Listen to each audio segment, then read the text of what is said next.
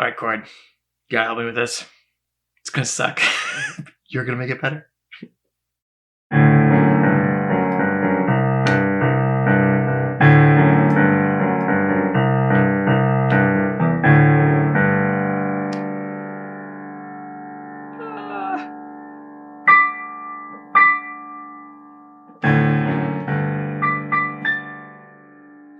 Cord. Hey, Fitz. You just sent me music back. Mm-hmm. If everyone doesn't know, Cordelia and I, through the pandemic, I've kind of like tried to teach myself how to play piano. And I've been writing songs and I suck, but I send the ideas to Cord. She takes them, turns them into something awesome. You probably heard some of these songs here on this podcast. It's been a really fun thing. And so I just did a new one because, it was like I had nothing to do on a Tuesday night. So anyway, I'm about to listen to it. This is what Cord sent back to me. Sweet. You can actually play in time. That's amazing. Oh my God. There's your little call and response.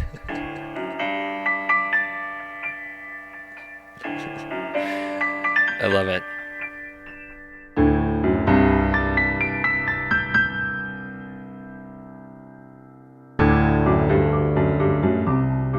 You know what this reminds me of? What? Of like when you look in the old books, old like climbing guides or outdoor guides or whatever from 30 years ago, and you see these people that have these giant like 80-pound packs in boots, and they took 48 days to put up the first ascent on this peak, and now people are like running it in tennis shoes and like t-shirts. I feel old. I think is maybe what I'm saying. Like there's so much respect for the people that laid out a vision, right?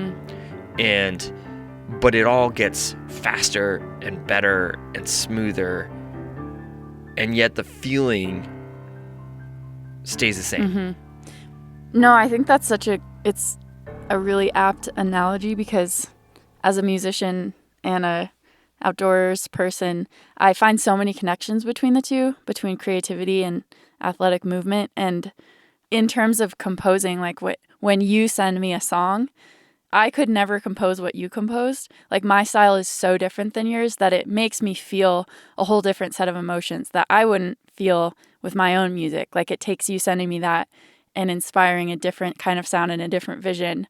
And it's really cool. Like even when I was just practicing your song, working on your song that you sent a few nights ago, I came out of the piano room and my partner Scott was sitting on the couch and he was like, "Oh, Fitz's new song is really cool." And I was like, "Oh, how did you know it was Fitz's?" And he was like, "Well, it sounds just like Fitz." Like it sounds like your personality and not like mine, because he's obviously really familiar with the kind of music that I write and it's really different than yours, but it was so recognizably you, which is cool because I can kind of access what you find beautiful or what you find engaging on the piano. It has your signature on it, which I think you're saying is really similar in the mountains, like with a route that somebody puts up on a rock climb or a path that somebody makes through the mountains. And we can kind of access the same set of feelings or awareness when we follow in their footsteps. Yeah. And you've got a great story today, one that's been happening in my backyard mountains here in the Cascades, and I've been kind of following along through the last little bit. I'm really excited to share it because it hits on this topic where it's this combination of creativity and total badass mountain movement. Mm-hmm. No, it's an amazing, really cool story about someone composing a new path through the mountains. I'm Fitz Cahal. I'm Cordelia Zars. You're listening to the Dirtbag Diaries.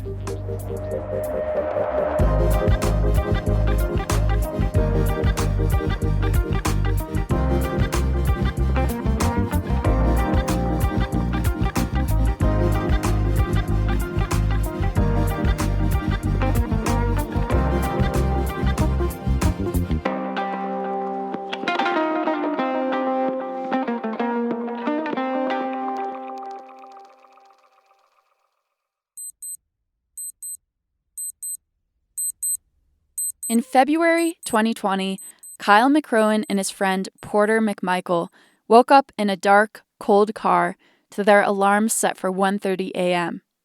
They'd parked at a trailhead at the base of Sloan Peak the night before, a prominent mountain in the Northwest Cascades. Here's Kyle. It's a jagged peak that some people call the Matterhorn of the Cascades because it's like this steep, rocky summit block and a glacier surrounding it. The west face of Sloan Peak features a roughly 600-foot snowfield that leads to the summit. Beneath the snowfield, about 1,000 feet of vertical and overhung granite cliffs, punctuated by a series of terraces. Photos of the west face showed these like giant ice daggers, probably 100, 200 feet long, like coming down the west face, a series of them down this 1,000-foot near vertical face. Kyle and Porter, at 23 and 22 years old, had been upping their ice climbing exploits and training, but they knew they weren't skilled enough to tackle any of the overhung, mixed ice and rock routes on the face. But there did appear to be like a weakness on the right side of the face that might give a slightly less than vertical to vertical ice snow route to access the upper face. In their research, Kyle and Porter only found one trip report of someone attempting to climb that west face of Sloan in winter. The climber had tried a more difficult route than they'd attempt and had gotten weathered off. But they couldn't find any info on that weakness. Maybe people had attempted it and just not said anything. Maybe some people had climbed it, but ultimately, we had no real information about how that would go. In the light of their headlamps, Kyle and Porter loaded up their packs with skis, skins, ice axes, helmets, layers. They hiked the first few miles and then skinned through the snowy forest towards the base of the wall. Photos cannot quantify how scary that face felt from beneath. We were skinning up in the dark, and somewhere still 1,000 more feet below the face, we were in this feature, and it felt like a moraine, basically where you have big lateral walls, and it's deeply scooped out, probably 30 feet deep and 100 feet wide. And we're skinning switchbacks up this, and we're we can't really get out of it because there's steep trough walls. And we're we know this isn't a moraine. There wasn't an 18th century glacier. What this means is that this is a depression carved by avalanche debris, because of how big that face is. And then we started to get into the light. We're skinning beneath the face, and there's looking thousands of feet up at these 100-foot daggers hanging from cliffs and all the terraces and steps. And it was just absolutely magnificent. Have never been in a setting like that. It just didn't seem like it was possible to be here in Washington, within sight of Seattle. As the sun nudged above the eastern horizon, Kyle and Porter worked their way up towards the beginning of their ice route, which angled up from a gully that split the western face. After some scrambling and one moderate ice pitch, they arrived in the base of the gully. And we looked up, and it was just incredibly fat blue ice. Better than we could have ever hoped for.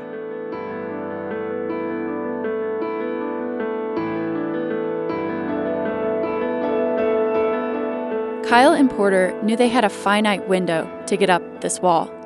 Because it faces west, the sun would start to bake the ice and snow by midday, which can cause aerated ice, bad for protection. And with a 45-degree snow slope above the cliffs, they didn't want to risk any instability with warming snow. So they slid into their harnesses and crampons, roped up, and began climbing.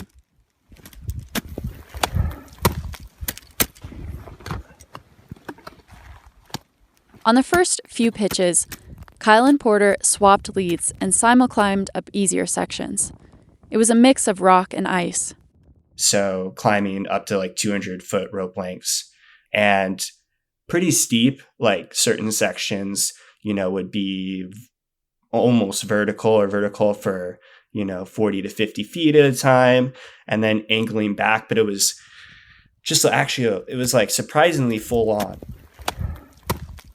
The ice climbing was harder than they expected, steep and tiring. They had to place a lot of protection, which slowed their pace.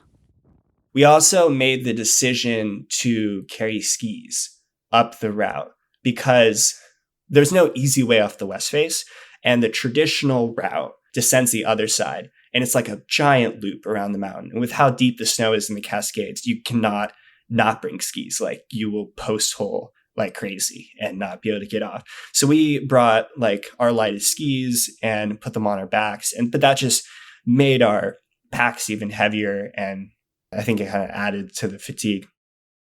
After about 1,000 feet of pitching, simul-climbing, and soloing, only 100 feet remained of the vertical face before they reached the steep snowfield that led to the summit. By this time, it was around 11:30 a.m. Kyle and Porter knew they needed to keep moving before the sun hit the ice and the snow above them. So they tied in again, and Kyle started leading the next pitch, up a steep section of mixed snow and ice. Not much for protection, so he moved carefully along a leftward traverse to the final ice step. And it sometimes can be hard to gauge the steepness of ice straight on until you're actually climbing it. And started climbing it, realized it was all my options here are basically vertical. There's a mixed option out left, could kind of go straight up, and was just trying to get kind of tired on my calves. Tried to put in an ice screw for protection, but the ice that we encountered here was massively different than the rest of the route. The rest of the route was fat, really hard ice that is really trustworthy, really easy to put in a screw. And this was kind of the softer, felt kind of aerated, slushy. And so the screw wasn't really taking, let alone as trustworthy and that kind of ice. Kyle tried to get an ice screw in for about 10 minutes, holding his entire body weight in his calves. By this time, the sun had edged over the mountain and cast the face in warm light. Finally, he managed to get a 16-centimeter screw into the softening ice. That seemed good-ish. I could not pull it out hard, and it was in the best ice I could find. With one screw in, Kyle decided to keep moving up the slope. He could see the finish line. And so I kind of just got in the mentality, which you can often get to as an ice climber, of just trust your climbing and just top out. Because the longer you spend waiting there, the more your body will actually get tired.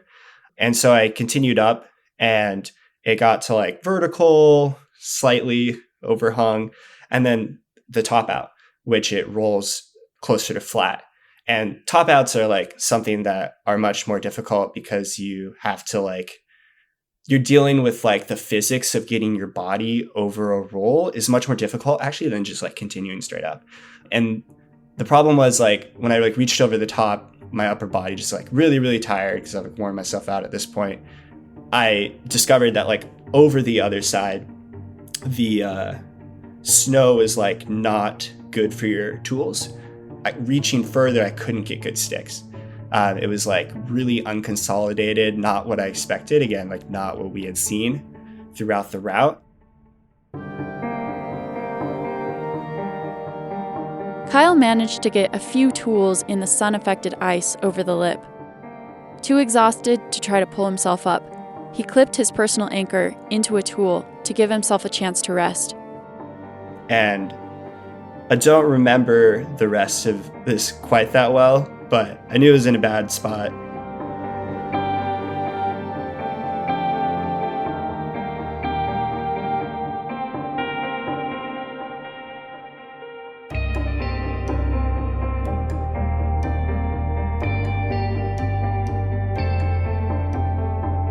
Now, Kyle didn't grow up in an outdoorsy family or have a role model who hooked him on adventure sports.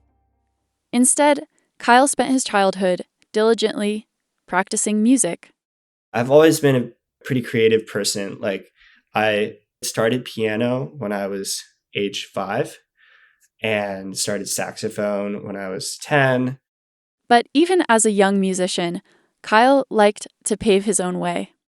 I was the one who derived more satisfaction from writing my own music, going my own path, and doing something that felt like unique like that. I actually used to do like classical saxophone competitions, and I just stopped because I was like, this is so stupid. I'm just playing this artificially difficult piece where like the fingerings are purposely made to like be as technically difficult as possible.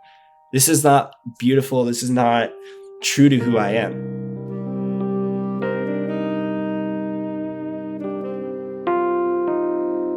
Just to like feel like you're doing something different, to feel like you're not just like one of like 7 billion people. That was like, I think one of the core like feelings I was going for.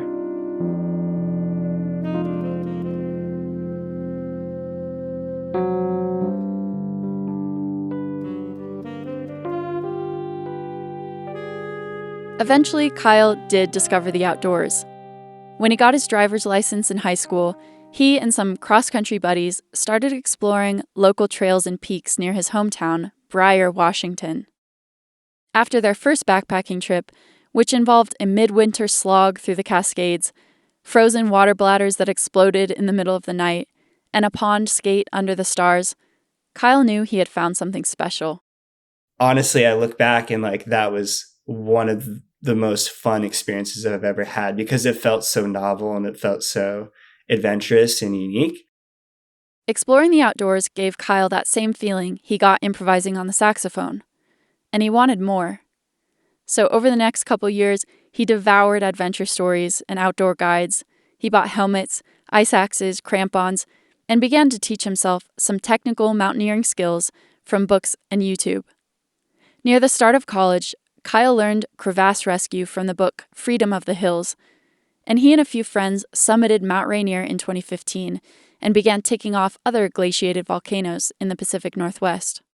I never really had like a mentor growing up. It was always just like kind of me and my friends as equals, all kind of young and clueless, like just figuring things out and doing things as we went. And I think that looking back, that's actually a pretty unusual trajectory into the mountains. I think most people see like mountain climbing and mountain sports as something that requires a lot of expertise or guidance. And like people rely on having a mentor or joining a club or taking classes. And I just didn't really know better. But I think that my very like organic growth in the mountains really was a gift for me because I'm very independent. I'm very good at learning things. And because there was no one telling me how to do things, there was no one telling me how not to do things.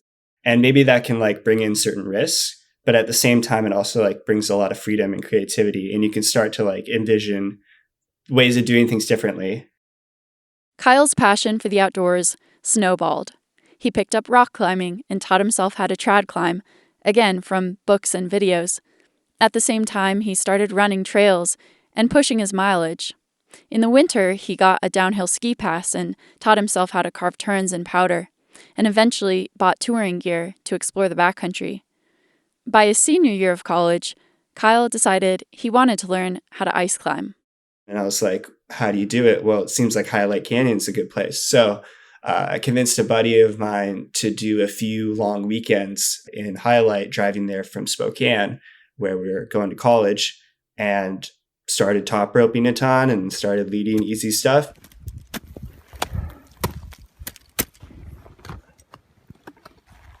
I kind of wish sometimes that I could just be someone who could like go out for a hike and enjoy nature. But for me, like, I'm definitely the kind of person who feels like I need to be moving forward. I need to be improving. And maybe it comes from my family upbringing. My mom is a Cambodian immigrant who lived through the Khmer Rouge, which is a period of genocide in Cambodia in the 1970s. And during that period, about like 25% of the country's population was killed. And her family escaped to Thailand eventually and like moved to America, and were just like incredibly hardworking. And that immigrant work ethic is really in my family. So in line with that nonstop work ethic, Kyle kept pushing his limits in the outdoors, going longer, faster, harder. And as his technical skills and endurance improved, he found himself taking bigger and bigger risks to chase that feeling of novelty he'd stumbled across on his first night under the stars. And ice climbing first ascents in the Cascades, it gave him that feeling. Purposefully straying from the topos and like entering the unknown. Like the feeling of going out on that final pitch and not knowing if I was going to have to down climb, if it was going to get me to the top, was a sense of raw adventure that really like made me realize how it must have felt to like people climbing, 50, 100 years ago in these ranges. It was a sense of like wildness and adventure that like really impacted me down to the core. But now, as he struggled to pull himself over the top out on Sloan Peak, Kyle wondered if, in the pursuit of novelty, he'd pushed himself too far. And I knew I was like in a bad point there because I did not have the purchase or the strength to pull that. And I don't remember the rest of this quite that well, but I knew it was in a bad spot and popped off.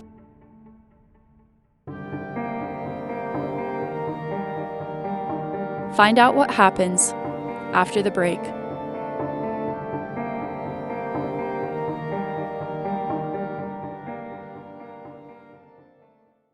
Hey everyone, it is that time of year. We need your shorts, your stories, because you power this show. We hear from so many of you that one day you're going to submit your short and send it to us at the Diaries.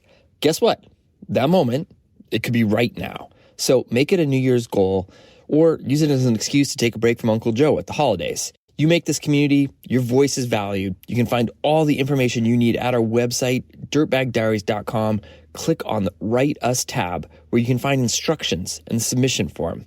Pay attention to it. It helps the cause. Trust me. Link is in the show notes, so take a moment, click on it, consider it, and then get to work. You've got until January 19th to send us your short. Once again, it's dirtbagdiaries.com/write us.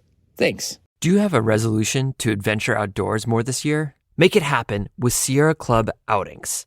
Leaders in conservation-focused active outdoor adventures, Sierra Club Outings hosts over 250 small group trips every year where you can backpack, kayak, raft, volunteer, and more. These trips fill up fast, so reserve your spot at sierraclub.org/outings and use the code DIRTBAG to get $100 off.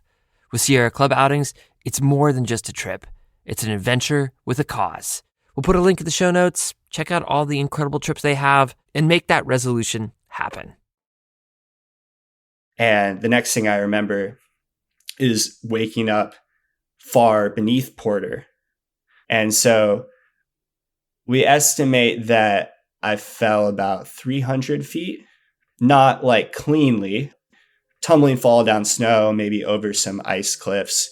But my screw, unsurprisingly, did not hold in that bad ice. After Kyle's tool and ice screw pulled, he fell all the way down on Porter's anchor, which caught Kyle a rope length below. Kyle lay unconscious in his harness for about 5 minutes. And he thought for a few minutes that I was dead. Porter activated their SOS device, and then made a V-thread to rappel down to Kyle. When Kyle came to, he was dazed and very confused about where he was. But by the time Porter reached him, Kyle had put together what had happened and was able to stand up without much significant pain. Although his face was bloody and bruised, he didn't appear to have any significant physical trauma, like broken bones or uncontrollable bleeding. But still, they weren't sure if Kyle had internal bleeding or a serious concussion, and as they still stood right in the avalanche path, they knew they needed to get moving. We actually just rappelled down the route that we climbed. It actually went really smoothly. Somehow, after getting pummeled by spindrift the entire time climbing, the mountain just like, even with the sun on the face above us, it kind of just like chilled out and didn't pummel us with snow. Very grateful that we didn't get avalanched on while going down. As they wrapped, Porter kept track of Kyle's vitals and coordinated the rescue. Kyle's face continued to swell, but apart from that, he seemed to be moving okay. Once they landed at the base of the wall, they waited for a helicopter. Kyle's blood and sweat-covered layers started to freeze. Eventually, they heard the helicopter coming. But because of a storm rolling in that evening, it couldn't land because of strong winds. I'd been sitting there for like an hour or two and like was like pretty mentally normal at that point, and actually physically felt surprisingly not that bad. And at that point, I was like, Porter, I just want to get moving. Like, let's just ski out. Given Kyle's mental and physical state, they were fairly sure he didn't have any life-threatening injuries. So they called off the rescue and clipped into their skis. When they reached the trailhead a few hours later, Kyle's family met them and drove Kyle directly to the hospital. Now safe in a warm car, a wave of mixed emotions hit Kyle. Yeah, I was just like really upset. A lot of emotions. It's hard to describe. You know, there was a lot of like crying, apologizing, you know, like feeling like I had let people down or like let myself down, like by making some bad decisions, by pushing myself too far, by, you know, being too focused on this goal of like this perpetual search for progress, you know, of like wanting to go bigger, wanting to like do this thing that other people hadn't done.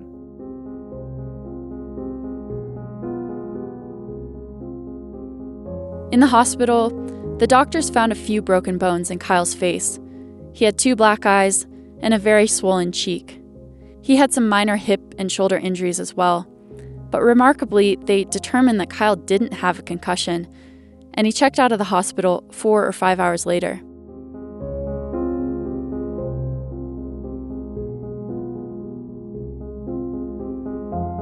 For months after his accident, Kyle felt pretty skittish in the mountains. He only climbed 5.5 or 5.6 trad routes, skied low-angle slopes.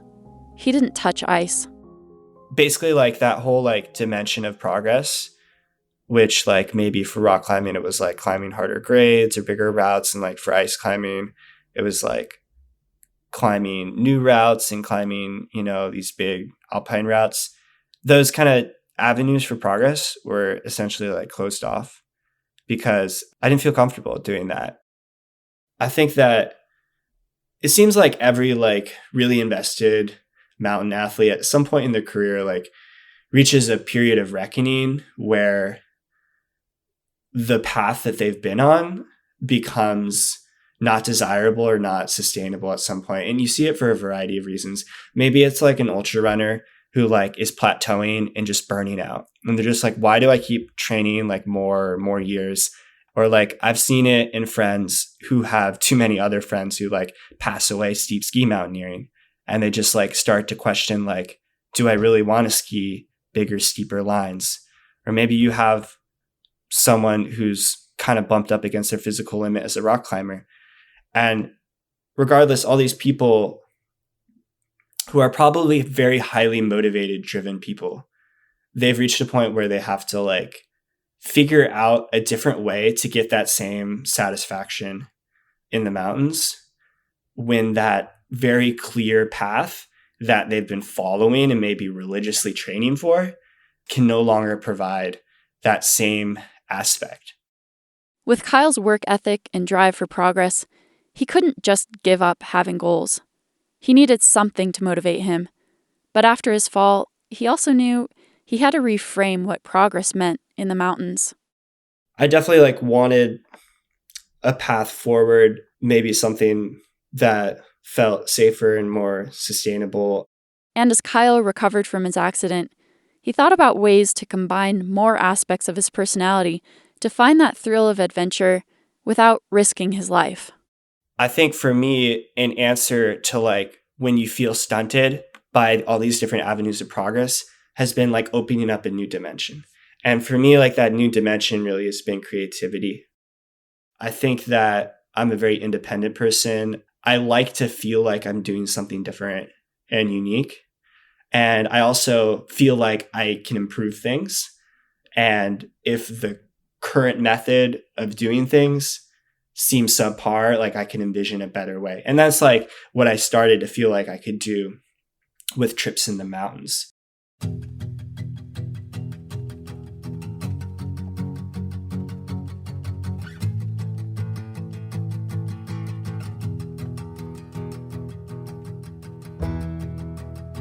So Kyle veered off the more traditional path of progress as an outdoor athlete and started improvising, just like he'd done on his saxophone as a kid.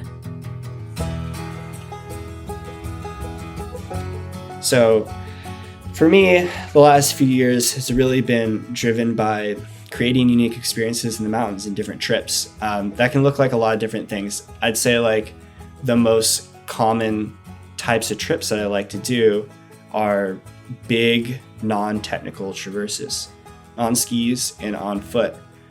So it's like taking a part of the mountains that I really appreciate or I'm really interested in or really curious about, and then crafting a route that I think will most capture the beauty of that area or maybe the style of movement that I want to do. Kyle used satellite imagery to sketch overnight and day traverses that combined trail running, rock scrambling, and shoe skiing, trips that departed from established trails and that linked up familiar scenery with terrain he'd never seen before. He started a blog, wrote about his adventures, and began to attract a following. And really, the most famous route that I've become known for is a route that I call the Alpine Lakes Crest Traverse. This is a route that starts at Snoqualmie Pass and ends at the summit of Mount Daniel, which is kind of the centerpiece of the Alpine Lakes wilderness. It's a big glaciated peak, kind of looks like a volcano. So it felt like there were just like a lot of like secrets out there. And I wanted to do a trip in that area. This Alpine Lakes Crest Traverse wove on and off of trails for about 36 miles, with 14,000 feet of gain. A 20-mile off-trail section in the middle crossed talus fields, snow, and glaciers, and skirted around high alpine lakes. Kyle and his friend Logan first completed the route a few summers ago as a 2-day trip. They brought light packs, crampons, and ice axes, but other than that, no technical gear. It really captured how I love to move quickly. I love to move freely. You know, I'm not the most technical climber, but I'm also not the fastest runner. So it's like kind of that hybrid between challenging terrain. You're always having to navigate and figure out where to go next and pick your line, but you can also have pretty lightweight gear and move quickly. The style of the movement was so good. There was absolutely no bushwhacking. Almost all the rock was really stable. There's almost no side hilling. All the descents were like perfect 25-degree shoe skiing descents in the summer. Like we did over like 4,000 feet of shoe skiing. Like legitimately, the descents were so fun. The quality of the movement was so fun. A lot of times with high roots in the Cascades, you're like, this is beautiful, but this kind of sucks. Like the movement kind of sucks. Whereas this was like, it was elegant. It just flowed. You know, would go from like beautiful forest to like high glacial plateaus to like sparkling granite lakes back down into an old growth forest and then back up. Just to like that rise and the fall. All that was like so perfect.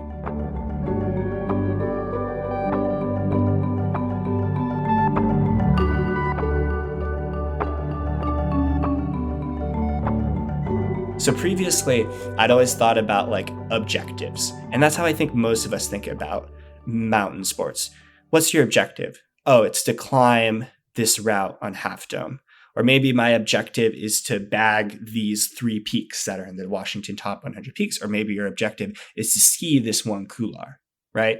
You think of it as objectives, but really it's about creating an experience.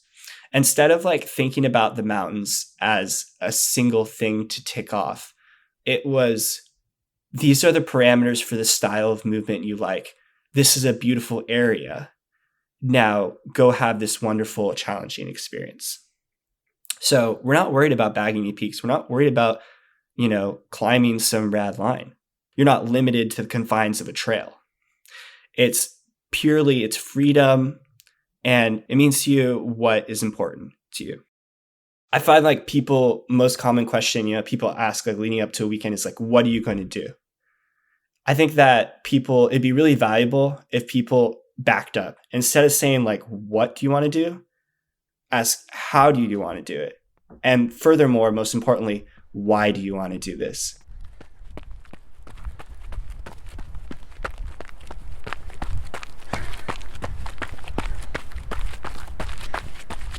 This past summer, Kyle ran the Alpine Lakes Crest Traverse again with a group of friends, and this time in a single day. When we did that in a day, I was like, this to me is the purest vision of how I want to experience the mountains. I think that a lot of us, like as artists, have a vision of what we want our art to be. But it takes many years often to like really create that experience. And I felt like that was a big moment for me because I've done lots of high routes. I've done lots of big days in the mountains. But that day I was like, this is absolutely perfect.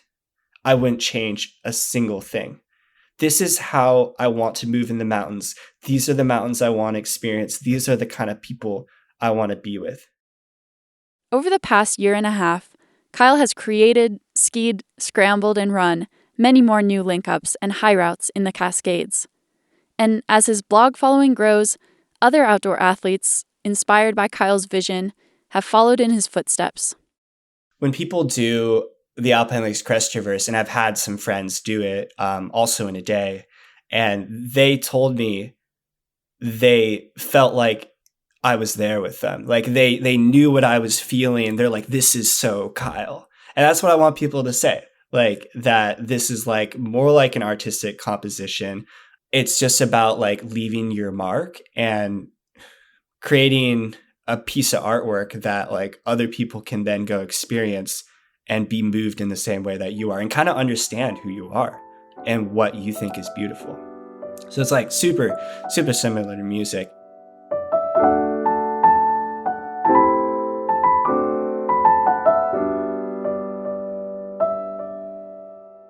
As Kyle begins thinking of himself more as an artist of movement than as an athlete, he's dreaming of his next composition. I do have one route that I'd like to do someday called the Glacier Peak High Route. It's something like 70 to 80 miles and like 30,000 feet of gain, crosses like 15 glaciers or something, and like incredibly consistently beautiful. When I do it, that's going to be like what I believe like one of my greatest works of art. You know, if you look at like composing these routes as an artist, I really like those passion projects that maybe they're not the most technically impressive. Maybe they're not the fastest, but they're projects that are obviously a production of not just an athlete, but like a human being. I was born to climb a mountain, but I turned before the top. I was meant to run a marathon, but one day I just stopped. When my will grows weak and tired, suddenly I know life don't mean a thing out on your own.